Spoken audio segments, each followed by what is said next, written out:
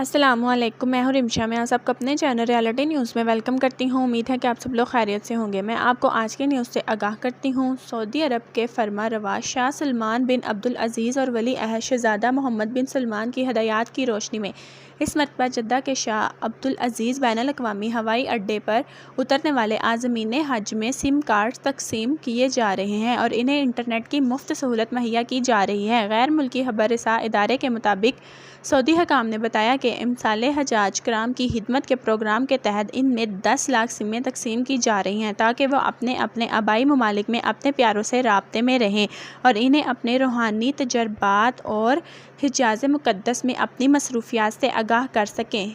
हज सीज़न के दौरान में फ़ील्ड टीमें पूरे 24 घंटे काम करेंगी और वो दुनिया भर से आने वाले आज़मीन में मोबाइल फ़ोन की सिमें तकसीम करेंगी। पाकिस्तान और दूसरे ममालिक से मक्का मुकरमा से पहले मदीना मुनव्वरा के शहज़ादा मोहम्मद बिन अब्दुल अज़ीज़ बैनुल अक़वामी हवाई अड्डे पर पहुँचने वाले आज़मीन हज को सऊदी हुकूमत के इस प्रोग्राम के तहत तो सिमें मुहैया नहीं की जा रही हैं, अलबत्ता वो सऊदी मोबाइल फ़ोन कंपनियों के होटलों के बाहर जगह जगह बने बहुत से ये सिमें मुफ्त हासिल कर सकते हैं। इनकी टीमें होटलों के चक्कर भी लगाती रहती हैं और वो मामूल की तस्दीक के बाद हिजाज कराम को सिम कार्ड जारी कर देती हैं।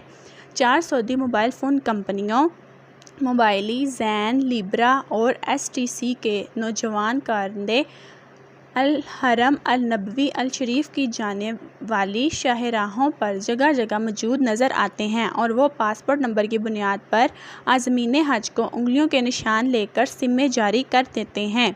जिसने मेरे चैनल को अब तक सब्सक्राइब नहीं किया, बराए मेहरबानी वो मेरे चैनल को जल्द अज जल्द सब्सक्राइब कर लें ताकि आपको हर नई से नई आने वाली वीडियो की नोटिफिकेशन मिलती रहे और बेल आइकन पर क्लिक करना मत भूलिएगा। आपका बहुत शुक्रिया।